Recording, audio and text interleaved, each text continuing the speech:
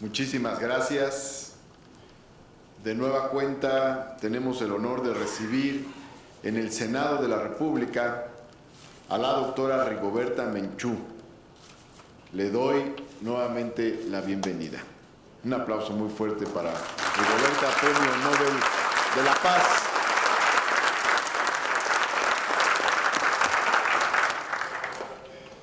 El día de hoy, la Asociación Menchú-TUM y el Senado de la República firmaremos un convenio general de colaboración para la promoción y fortalecimiento de los derechos humanos, de la inclusión, de la cohesión y de la paz. A ambas instituciones nos interesa beneficiar a las poblaciones del mundo, especialmente a quienes se enfrentan a las mayores desventajas. Nos une la defensa del patrimonio cultural de los pueblos originarios de nuestra América. Este convenio será la base para acuerdos específicos que fomenten estudios sobre la memoria de los pueblos y que ayuden en la defensa y promoción de sus derechos económicos, sociales, culturales y ambientales. En específico, el día de hoy escucharemos la conferencia magistral sobre las bellas artes de los pueblos originarios. El título es pertinente, no es casual. Las civilizaciones originarias de nuestra América han forjado culturas complejas, cuya vitalidad persiste y les ha permitido a un tiempo resistir y adaptarse. Su producción material incluye todo tipo de expresiones masivas y especializadas. Por eso es que se habla de bellas artes en este tema. Hablar de bellas artes también tiene una connotación de lucha y de combate cultural e ideológico importante. Pues, por un lado, en el discurso dominante hay bellas artes y por otro lado hay artesanías. De esta manera, se hace una reivindicación a la generación cultural de los pueblos originarios. De hecho, los frutos culturales más desarrollados de nuestras civilizaciones, procesados de acuerdo a diversas tradiciones de las comunidades, son bellas artes. No son artesanías cuyo precio puede castigarse en un mercado monopolizado por otros. La Asociación Menchú-TUM y el Senado compartimos una preocupación en este punto y en muchos más. Hoy en día, los frutos y productos culturales de nuestros pueblos corren el riesgo de ser confiscados día a día por poderosos agentes del mercado que son, la mayor de las veces, completamente ajenos a las comunidades. En ese contexto, quiero resaltar que la senadora Susana Harp ha propiciado un debate muy importante en la Comisión de Cultura y en el Senado mismo, que se ha proyectado hacia el exterior, a partir de una iniciativa con la que se busca construir mecanismos legales de salvaguarda de ese patrimonio cultural. Se le ha llamado de diversas maneras, se ha hablado de patrimonio cultural, tangible o intangible, se ha hablado de la propiedad intelectual de los propios pueblos. El hecho es que hoy en día diversas marcas extranjeras internacionales pueden obtener millones de dólares por comercializar diseños que no realizaron, que no produjeron, sino que fueron creados por las comunidades y pueblos indígenas de Mesoamérica y por los cuales estas comunidades no obtienen un solo centavo. No nos oponemos a que se difunda las creaciones culturales de nuestros pueblos, al contrario, queremos que eso suceda cada vez más, pero nos parece una terrible injusticia y una suerte de sutil despojo que esto ocurra sin el reconocimiento intelectual y material que se requiere respecto a los pueblos y comunidades indígenas. La civilización hegemónica en el actual proceso globalizador habla constantemente del derecho a la propiedad, del derecho de propiedad intelectual, pero es muy parca para reconocer ese derecho a los colectivos y tiene mucha dificultad para reconocer la autoría colectiva de música, diseños, literatura, técnicas terapéuticas, vestidos, conocimientos sobre la naturaleza, etc.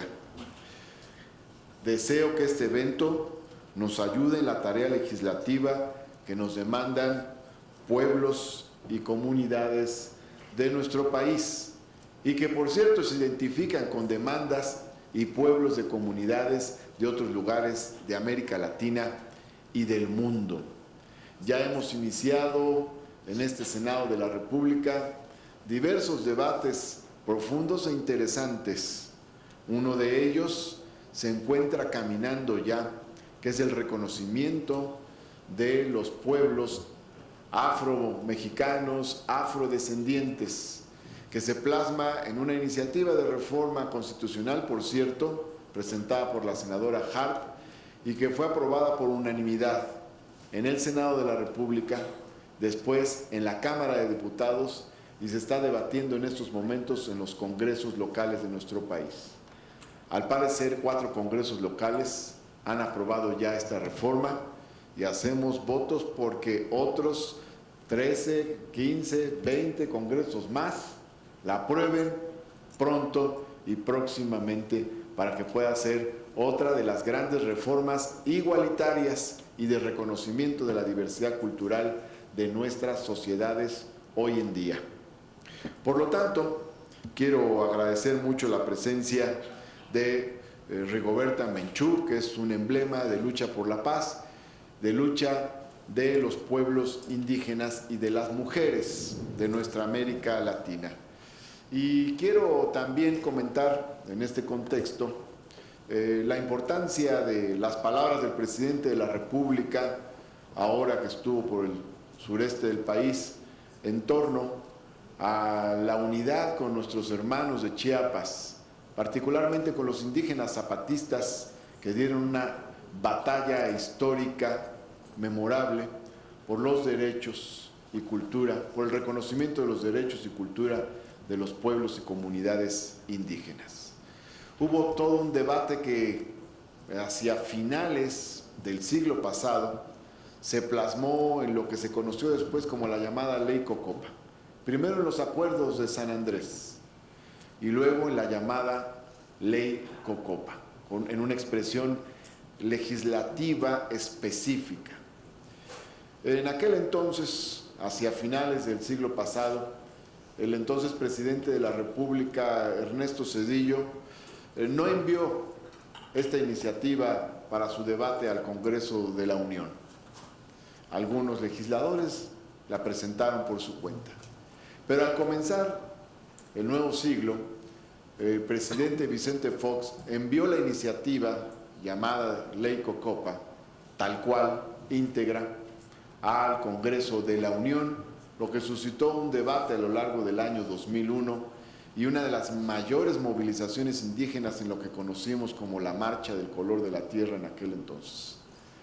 Dicha iniciativa, sin embargo, no se aprobó tal cual. Quedaron temas pendientes.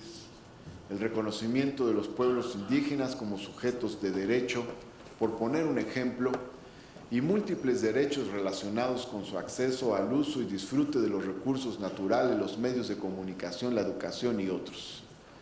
Creo que esta etapa que vivimos en el país, de reconocimiento de los cambios que son necesarios, puede propiciar una nueva discusión sobre los derechos de los pueblos y comunidades indígenas.